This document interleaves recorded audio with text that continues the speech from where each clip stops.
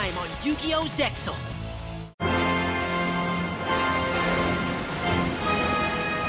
Gentlemen, I have created this thing! What is it? I don't know! Stand over here! You mean right here? It works! I am one can short of a six-pack!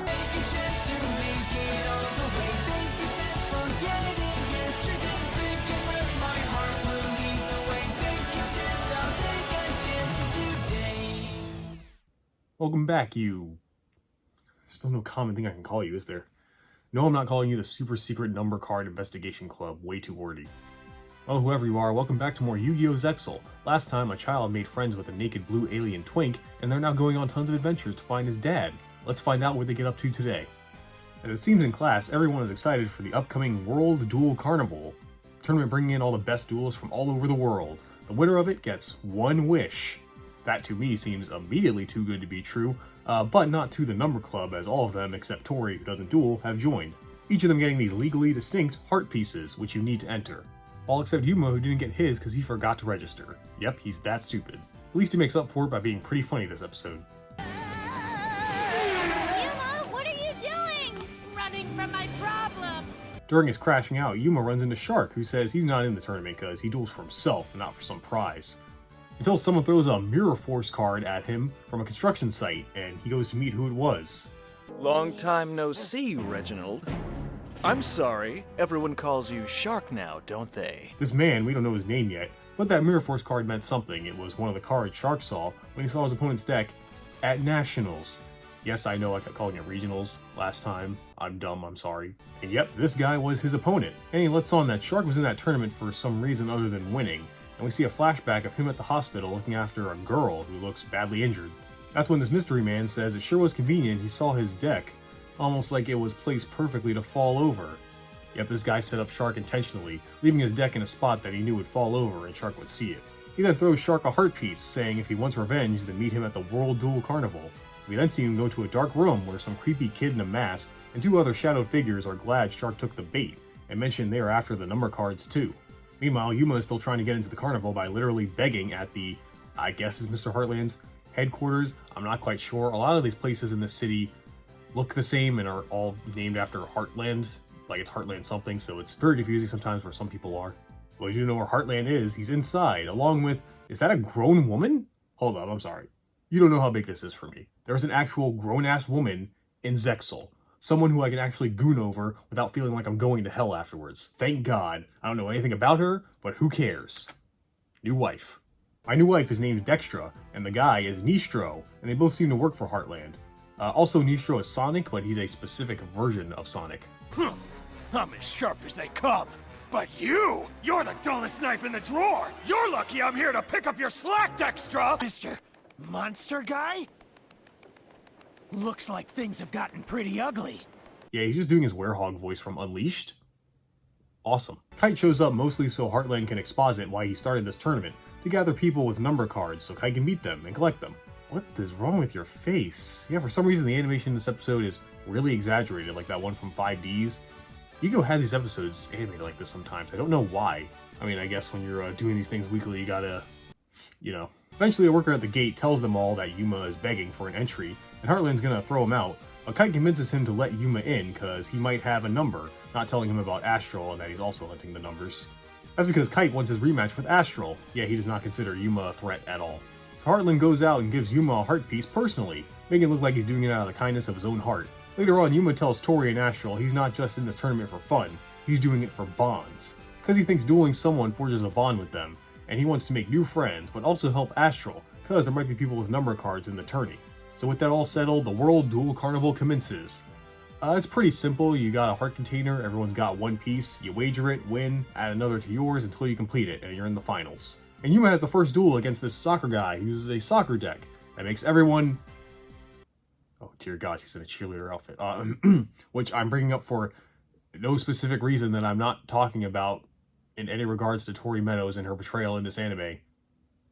Wow, look at that. The monster did a goal. Oh, isn't that fun? That's great. Yuma wins, getting his first art piece. There's gotta be something else I gotta talk about to distract them. Oh yeah, the card backs. Yeah. I think this is the first time where 4Kids was out of the picture and Konami officially took over, specifically because of the card backs. You may notice they're a bit different than what we're used to. In fact, you may have noticed throughout the first part of the video that the card backs were very badly photoshopped over with the ones that we've seen since the beginning of Yu-Gi-Oh! That's because starting with Zexal, this is the new official card back for the Yu-Gi-Oh! Cards. In the anime, obviously they can't change the card backs in real life. That would just make everything really confusing and make you have to buy sleeves, so they don't want to do that. And yeah, that's why I think this is when 4Kids was out of the picture, because they're not doing that anymore, so it makes sense, right? 4Kids was pretty notorious for their expert censorship. So yeah, I think from here on out, it's pretty much the official start of Konami taking over the anime. And also, it's pretty much the start of me not knowing what's going to happen in the anime. Like I said, I have seen the next couple-ish episodes. I started a bit into the Duel Carnival, but once we go a little bit further, it's all the Wild West from here. I have no idea what's coming up. The next episode, Yuma duels some kid really into construction or something. The only important thing here is we see a new Karibo. Yeah, if you haven't noticed, we got a new Karibo every series. GX had the winged Karibo. I didn't bring it up much, but Luna had Karibon in 5Ds. And Yuma has this one, Karibolt. Kind of like how there is usually a magician to echo Dark Magician, maybe with a female counterpart and a dragon with special eyes. One of the common things they like to reiterate now and then in these shows. This Karibo is not as important as Wing Karibo or even Karibon. It's really just a card Yuma uses sometimes. It's just another Karibo. Anyway, Yuma beats Construction Kid and gets his third heart piece. The next episode, though, introduces legit my favorite character in this whole show. It begins with Yuma seeing that the piece he got from Construction Kid doesn't fit in his heart container. Yeah, not only do you have to win, you need the piece that fits your specific container. Well, that's kinda dumb.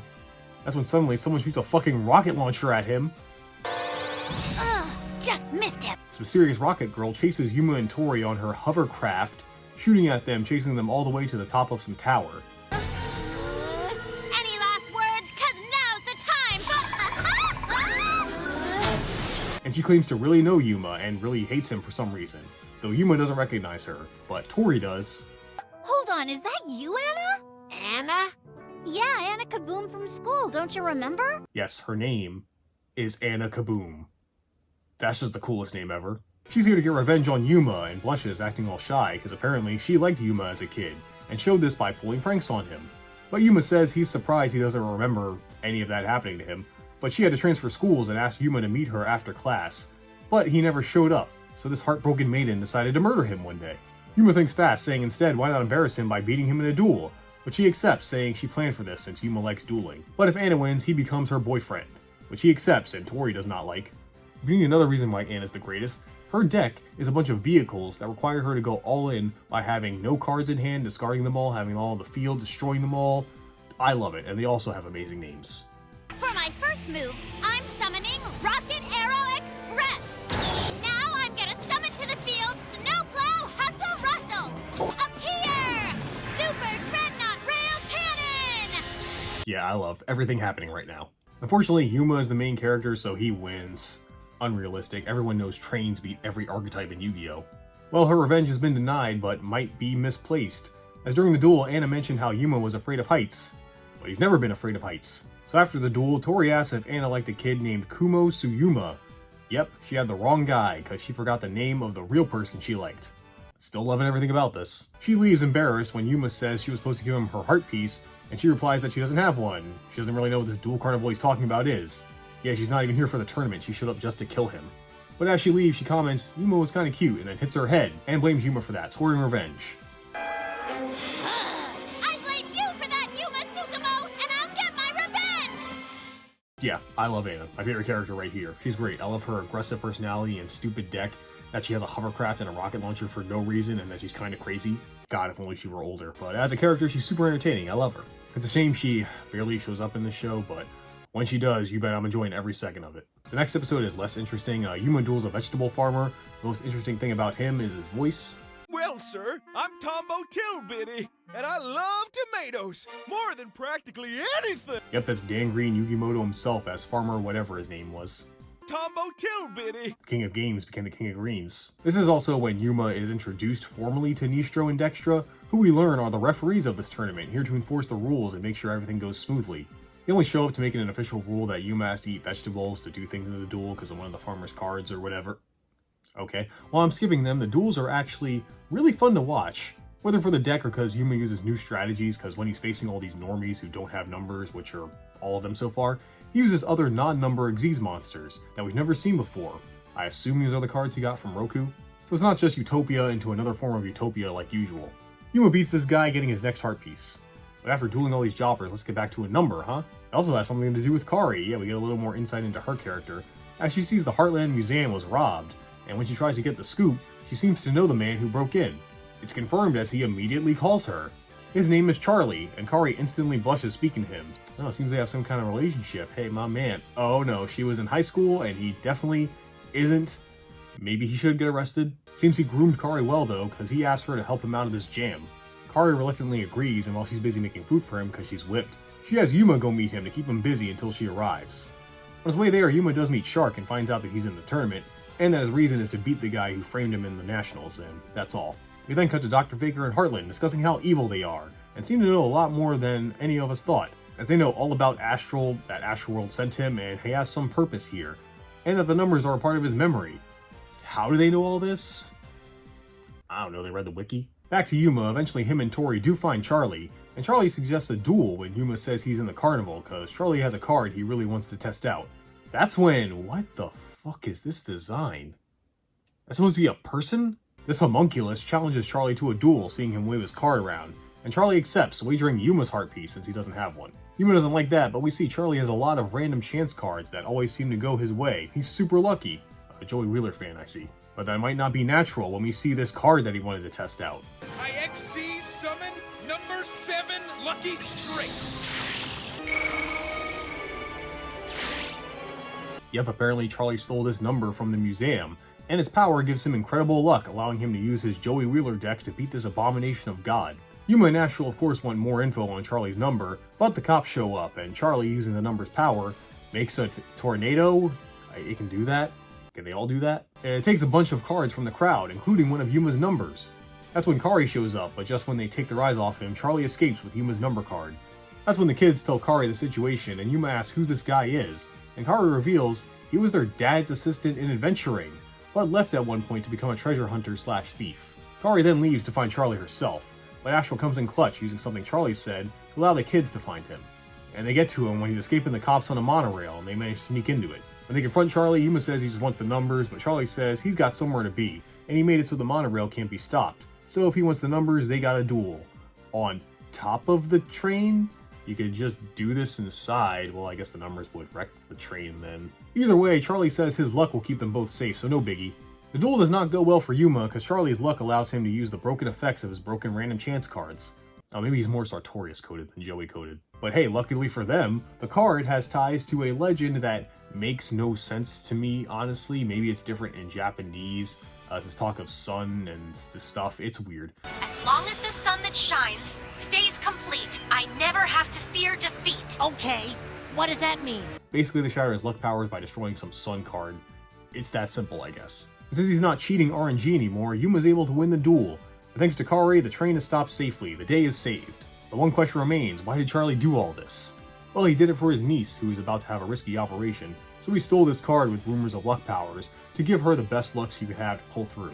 Aw, he's a good scumbag. And seeing this, Kari is overtaken by his Riz once again as he leaves on another adventure. Okay, did the cops forgive him too from stealing from the museum? Is he not still a wanted criminal? I guess we'll just ignore that, because Yuma's fine leaving the card with the girl for now, and they'll grab it once the surgery's done. You might think, considering this guy's connected to Yuma being his dad's assistant and he has a thing with Kari, he's an important character that will surely come back later and have many more adventures with the gang. Nope. In fact, he never shows up again. Maybe he's mentioned, but that's it with him. Weird considering he seems pretty important, but I guess not. So let's cut to people that do matter, like the guy who framed Shark, and we see the faces of the other previously shadowed figures and learn their names. The framer is named Quattro, the pink twink is Trey, and the flamboyant Sephiroth is Quentin. Your attitude seriously concerns me, Quattro. I believe you're jealous, Quentin. We're brothers. We shouldn't be fighting amongst ourselves. Trey happens to be right. We also see that weird kid again, who seems to be the boss and is named Vetrix. I approve of your self-confidence, Quattro. But you must learn to better exercise self-control like the others. We don't know much about them yet, but we do know that they know about Dr. Faker, and seem to hate him, like a lot. They seem to be out for revenge, and they're collecting numbers themselves for their own reasons. And their plan is pretty much the same as everyone else's, dueling everyone in the tournament to collect numbers. Next on their list is Bronk and Caswell, who Yuma and Tori run into, and they tell them all about their duel with Quattro, who since the Nationals has become a famous pro duelist, and Trey shows up with him because Quentin wanted to make sure that he stays in line. And we see why, as Quattro is kind of a sociopath. In public he acts all nice and friendly, but is secretly a sadist, which he shows when he duels Bronk and Caswell 1-on-2, acting all naive and humble, until he and Trey realize that they don't have numbers, so he summons his own number to end it. Build the overlay network. IXC summon number 15, Gimmick Puppet Giant Grinder. And he does not hold back, beating the two and injuring Caswell. Yuma's ready to get revenge and that number, but then Shark shows up, and we find out that that girl he visited in that flashback is his sister. By the way, how is that precious sister of yours doing? Shark's got a sister. And apparently Quattro is also the reason she's in the hospital. Shark is ready to settle this, and Quattro is happy to oblige, but then Trey uses one of those dual tether things Kite used. Seems their powers are similar to Kite's photons. Trey did this since Shark has no numbers, it'd be a waste of time. So Quattro leaves, showing Shark his complete heart piece, saying if he wants his revenge, make it to the finals. While Bronk and Tori take Caswell to the hospital, Yuma stays to watch Shark and Trey's duel, where Trey also summons a number. IXC summon number 32 Shark Trey!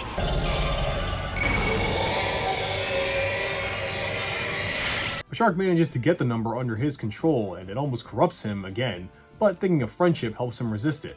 Much to Trey's surprise, a regular human resisted a number's power.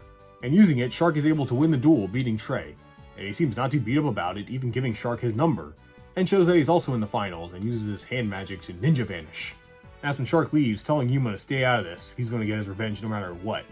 Natural thinking, now that Shark has a number, they'll definitely going to have to duel him again. Back at the base, Trey returns to Vectrix, and we discover Trey lost on purpose. Vectrix planned for Shark to get the number, because while it didn't possess him, a seed of darkness has been planted and is slowly growing inside of him.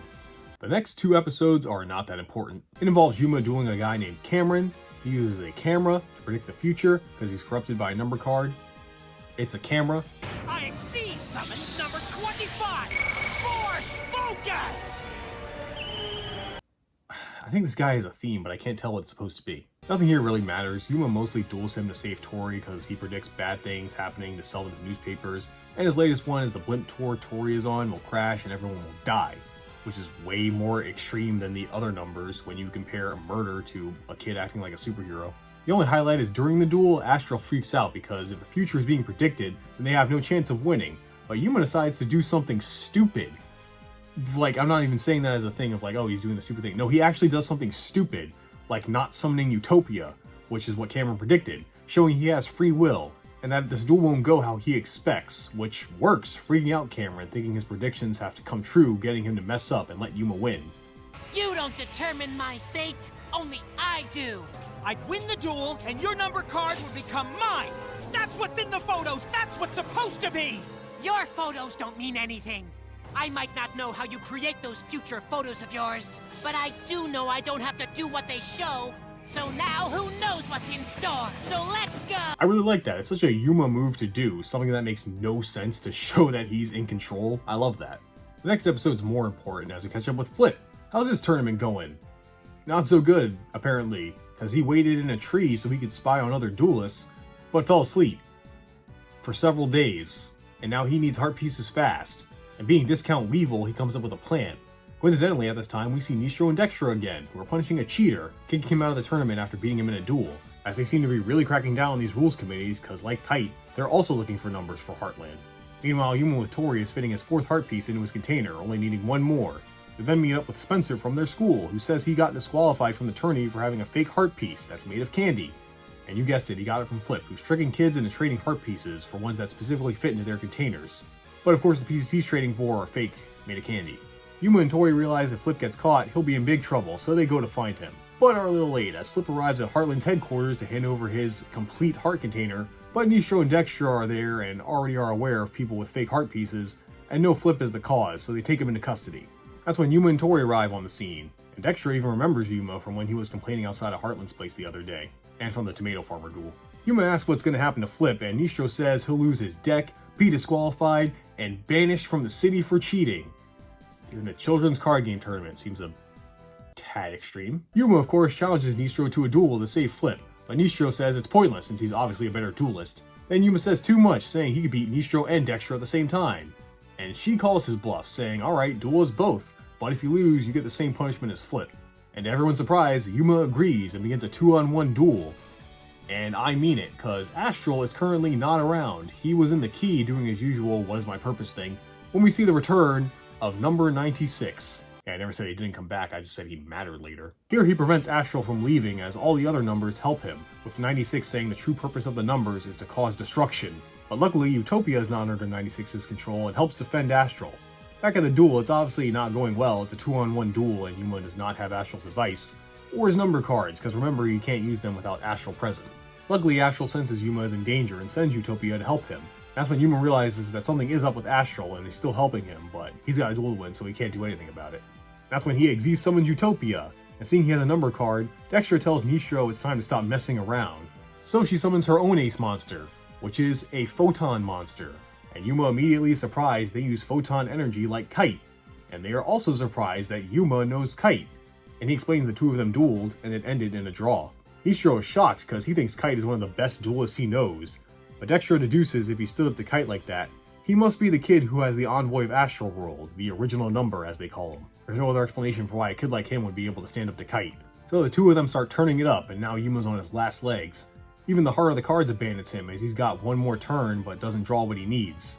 But Tori and Flip root for Yuma, telling him they know he'll find a way and never give up, because that's his ninja way. And he starts feeling the flow again. And this somehow activates bond powers, saving Astral, allowing him to beat number 96 and come to Yuma's aid. So with Astral's help, Yuma is able to beat Nistro and Dextra, saving Flip. But weirdly, Nistro decides to take the finishing blow for Dextra at the end of the duel, even though it didn't really matter who got hit. And Nistro says that they will honor their deal. They will forgive Flip, and he says that he will face Yuma again someday. After they leave, Nistro tells Dextra to keep that they found the original number a secret from Heartland, because he wants to face it himself instead of Kite, and she agrees. So all is well that ends well, except Flip gets beat up by all the kids he swindled, and even loses his own heart piece. Well, he kinda deserved it. Karma's a bitch. Next episode sucks. It's about Kathy dueling a talking dog, but it's really a girl in a talking dog costume. Kathy loses. Spoilers, Kathy doesn't win a single duel in the show because she's a woman. Also, Dog Girl never shows up again. More importantly, we cut back to Kite, who we see because of all the photon energy he's using, his body is starting to give out on him.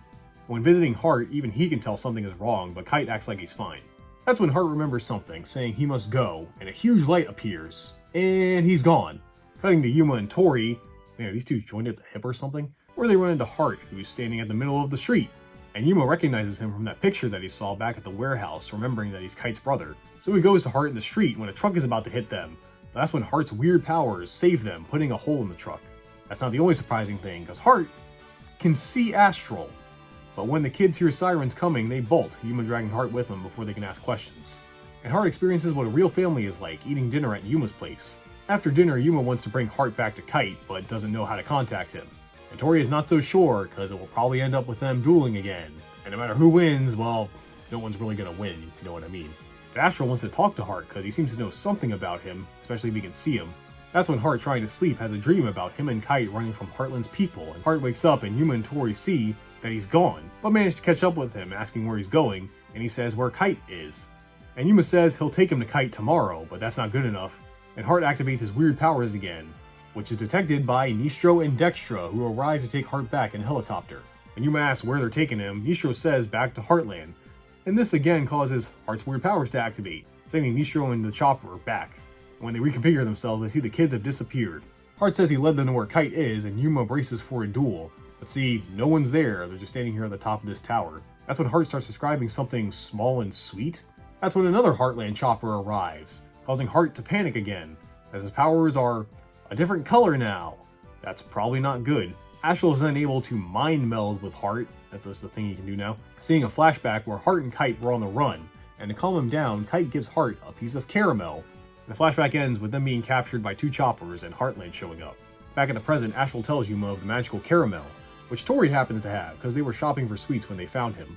They give it to him and he starts to calm down. As it turns out, seeing Kite hurt, Hart wanted to give him some caramel to help him, just like it helped him when they were on the run. That's when the helicopter lands, but it's not Yugioh or Dextra, it's Quentin, who does not introduce himself. He simply uses his weird crest powers and takes Hart away. It seems Hart willingly leaves with Quentin, as he says him and Yuma aren't friends, because his mission is to destroy Astral World. Hart, wait! I thought we were friends! Why would we be friends? I'm on a mission to destroy Astro World. During all this, Kite has now realized Hart is gone, and goes to the security room seeing Yugioh and Dextra are out, and he asks where Hart is. Yugioh isn't going to tell him, but Dextra tells him everything, that he was located on top of a tower with Yuma, who's walking away from the tower with Tori and Astral, wondering who that guy was, when Yugioh and Dextra show up, and Yugioh very aggressively interrogates Yuma on Hart's location, and he tells them what happened, but they don't believe him. Then Kite arrives, and Yuma tells him he thinks Kite sent that guy to pick up Hart, but he says he sent no one, and Yuma now realizes some stranger took him. Dextra determines someone must have stolen a Heartland chopper, so they need to go back. Yuma tries to apologize to Kite for fucking up, but he ignores him and just says he needs to find Hart because he's not well. Yuma says he wants to help, and Kite obviously doesn't want it, but has Orbital give him his contact info and flies off. Later, Astral and the kids, kind of smartly actually, realize that Yugioh and Dextra were very adamant to get Hart back without Kite knowing, and since they work for Heartland, he must be under his custody. And Yuma realizes that's the real reason Kite is collecting numbers. It's for Heartland, and he's the mastermind behind whatever's going on. Which is kind of crazy they figured that out on their own. Not that it's not believable, I just think I've never seen Yu-Gi-Oh characters be able to deduce things like that before. Actually use their brains. Back in the Legion of Doom, Vectrix begins some ritual with Hart. Whatever that's about. And Hart calls for his brother, which Kite somehow hears, as well as Astral. And he says that he's at a white castle where you can see the moon in the water. Astral tells Yuma and Tori this, and Tori realizes there's an abandoned gallery outside Heartland on a lake that looks like a castle. Man, Tori really is more useful than most Yu-Gi-Oh girls. She even had the caramel last time, like that's not nothing, and is always cheering for Yuma. Yeah man, the characters are really smart too. It's like, is this show really good? Why have I never heard of this? Why do Yu-Gi-Oh fans never talk about this? It's like anytime I hear a Yu-Gi-Oh fan talk about the anime, they just complain about GX and 5Ds. Why do you guys never say good things about the stuff you like? Inside the castles, the brothers see Yuma and Kite arrive, and Quentin's not happy that they found them. Quattro thinks this is great and they should invite them in. Quentin is weary of letting Kite in, but sends Trey and Quattro to deal with them. Yuma, Kite, Tori, Astral, and Orbital 7 head inside and immediately get trapped, with Trey and Quattro welcoming them, and Yuma remembers Quattro hurting his friends, so he's ready for some revenge. They then use those duel whips on them, for no reason, they weren't leaving anyway, and a tag duel begins with Yuma and Kite versus Quattro and Trey. And this is pretty much a remake of the tag duel with Yugi and Kaiba versus Loomis and Umbra in Battle City, with Kite trying to win on his own, not needing lame shit like friendship. He only wants to save his kidnapped younger brother, but he realizes he needs to work together in some way with a protagonist that keeps talking about friendship. It's not one for one, nor am I saying that it's a bad thing that it is. It's just interesting that I noticed these similarities. Similarities? God, I need to take a break. We do see during this duel Trey's real number and a new one from Quattro. I can now build the overlay network, an XC summon number 33, Carnival Machu Met! I XC summon number 40, Gimmick Puppet of Strings!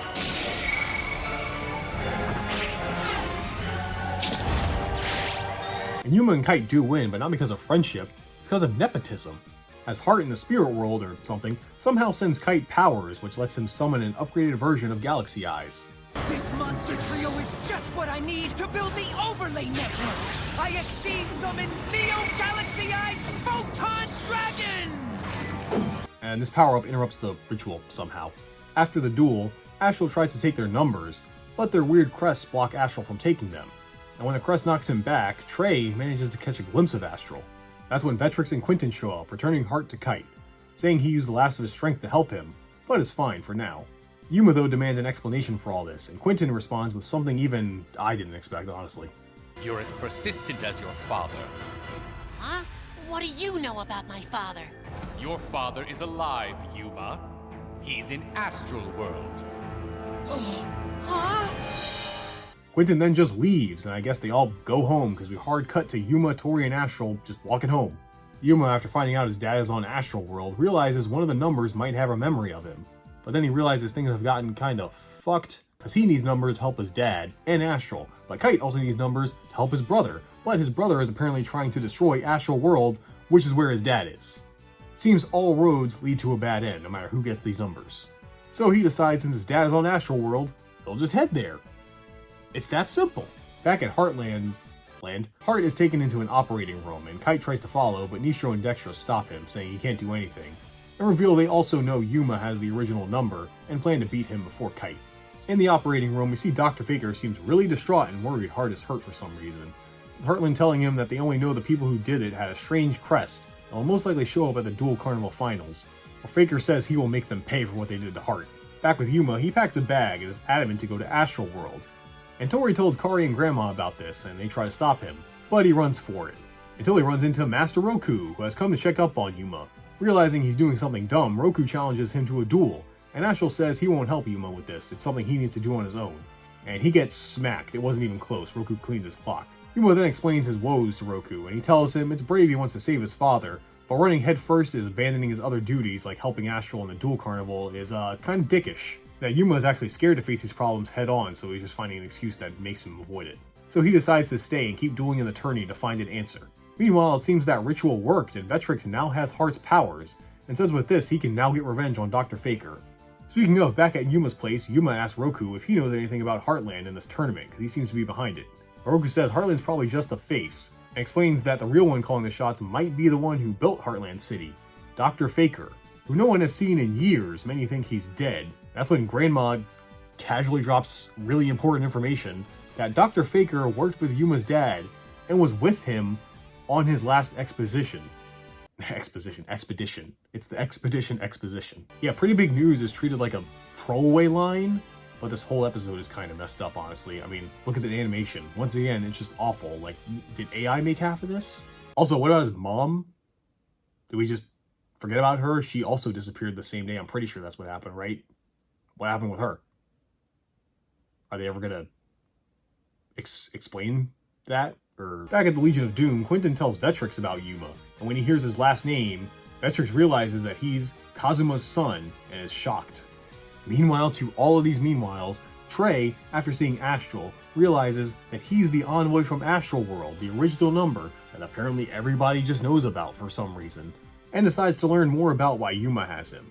The next episode, not as much happens in this one. The Sparrow returns, he's in the tournament, and he duels Nistro, and he loses. It's just to show Yuma that Nistro and Dextra have now officially entered the tournament with the goal to beat Yuma and get the original number. Okay, so after all that, I need a break soon because, man, it just really seems like they're making up the shit as they go along. So let's end this one after this next big duel. Okay, well before that, Yuma, with Tori of course, is looking for an opponent to get his last heart piece, when they hear Shark is going around murking jobbers left and right, because unbeknownst to them, that number that he got is slowly corrupting him and making him rage. So Yuma finds him and challenges him to a duel. That we don't see, because we see Trey watching the duel instead, because Trey asked Vectrix if he could deviate from their plan and go meet Yuma, because while Kite's dragon beat him in the duel, he thinks they really lost because of Yuma, because there's something about the way he duels, it's so different with friendship and joy instead of hatred and revenge, like, well, pretty much anyone that isn't Yuma in the show, if you think about it. Back at the duel, Yuma is about to lose and starts giving a protag speech that gets interrupted by his stomach growling, which causes Tori to nag at him, and seeing this comedy sketch, Shark's heart becomes uncorrupted and ends the duel, leaving now back to his normal self. This of course makes Trey more interested in Yuma, so he breaks into his house to find out more about him. And when Yuma comes home, Trey's still there, and strikes up a casual conversation with him. But Yuma tries to be cautious because of, the whole kidnapping thing. But Trey is very transparent about why he's here and apologizes for what his family did, and asks how Yuma duels the way he does. Well, you gotta have stupid hair first of all. Sometime later, Trey even eats lunch with the Sukimos. And Tori. Like, girl, don't you have your own house where you can go to? Wait, does that mean your mom's there? Is she alone? In need of companionship? Seeing such a loving family has Trey perform what's known as a dramatic flashback to a time when he and his brothers were normies, not concerned with this number stuff. When that flashback was so badly animated, he starts to cry and run out of the house. Yuma goes after him, and Trey randomly challenges Yuma to a duel, saying he needs to do it for his family. Once we do get our revenge, we'll go back to the way we were. You're in our way! We can't get vengeance because you keep getting in our way! Yuma accepts, explaining to Astral that they're gonna have to duel him eventually, and that maybe by doing this, he'll be able to understand what he's really feeling. The next day, Yuma heads to where he's meant to duel Trey and sees the Number Club bunch are there to help cheer him on. And this duel does kinda matter, because remember, Trey is also in the carnival, so if Yuma wins, he also gets his last heart piece. But it might not be that easy, because Trey is taking this very seriously, and it's Vectrix to give him a power-up, and the duel begins. The duel itself is fine, no real amazing strategies, but I'm surprised how much this duel matters to the plot, because it kind of comes out of nowhere. I was not expecting this 3-part duel, the longest so far, against Trey, who didn't seem that important, to be so dramatic. Because Trey's new powers make him into a Roman warrior, okay, and this new power allows him to, well, woman Yuma, sort of, by manipulating his mind to get him to forget about feeling the flow and high-fiving the sky, the things that make him him, which makes him lose the key, and he forgets about Astral, unable to see him. And then Trey chains up Astral, killing him. Okay, obviously he's not dead, we got like 100 more episodes. But I wasn't expecting all that in this duel, like that's just the first episode. Because after that, the number kids try to help Yuma, who's acting like a pussy now, and Trey doesn't like them intervening, so he puts up a barrier to keep them out. But Yuma got his key back thanks to them, and then thanks to his ghost dad. Is this going to be a common trope now in Yu-Gi-Oh? He starts feeling the flow again. Yuma's back. But does not take the fact that Astral is gone so well, but is still ready to win the duel, managing to turn around Trey's advantage all by himself. Even Trey's surprised Yuma's doing so well without Astral. But Yuma says Astral isn't really gone, he's always here. In the utter. I was gonna say Hart, but like I've been saying that way too much throughout this video. This causes Trey's powers to go into overdrive as he can no longer control it. Feel yourself, number 6, Carnival Atlantis! Especially when he uses a card called Final Prophecy, which Vectrix told him is only in case of emergencies, because it's so powerful, even he wouldn't survive if he used it. So Trey uses it. And this causes a rift to open, sucking in Trey, Yuma, and his friends. Vectrix with Quentin see that the card has been activated, and Vectrix explains that the card cannot be stopped after its activation, because it opens a portal to Baryon World. It is creating a portal to Baryon World just as I foresaw. Once the portal fully opens, it can't be closed again. Back at the duel, Trey realizes he fucked up and didn't want this, asking Yuma's forgiveness. But Yuma says if he wins, this should all go away, so nothing's changed. So to help Yuma, Trey transfers his crest powers to him. I didn't know that's just a thing you could do. And this, along with Ghost Dad, somehow is enough to revive Astral. Obviously I left a lot out, I'm not explaining the full thing, but yeah, he's back, obviously. And together, Yuma and Astral win the duel, and they all do return to Heartland City. Trey, defeated, says he's sorry for everything, and says Yuma is his first true friend, and asks him to save his family, because after this, he believes Yuma will be the one able to do it. Yuma doesn't fully know what that means, but before Trey can explain more, he disappears, leaving his numbers and heart piece. Back at Vectrix's place, we see Trey lying in a bed, and he says that he's tired, and then falls asleep. Yeah, wow, I wasn't expecting all that shit. Seriously, there was no build up to this, no seeds planted that Trey of all people would duel Yuma and it'd be that big a deal. Not that that's bad, it was just jarring going from normal episodes to a pivotal moment in this arc. But yeah, I'll stop here for now because we got a lot to think about after all that. But honestly, overall, I still think the show's fine. Seriously, I have nothing super negative to say. Like the other shows, it's not amazing, it's got problems. I mean, they're still making up things as they go along, that's no different than any other show. And honestly, who cares, because at the end of the day, I'm being entertained at least, that's all that matters. Well, let's see if they keep it up next time, in the finale of the World Duel Carnival arc. Secrets will be revealed, flow will be filled. That's bars. All that and more next time. Like, comment, subscribe for Express Trolley Ollie fans. Rest well, Trey. Rest until I settle things with the son of Kazuma Tsukumo.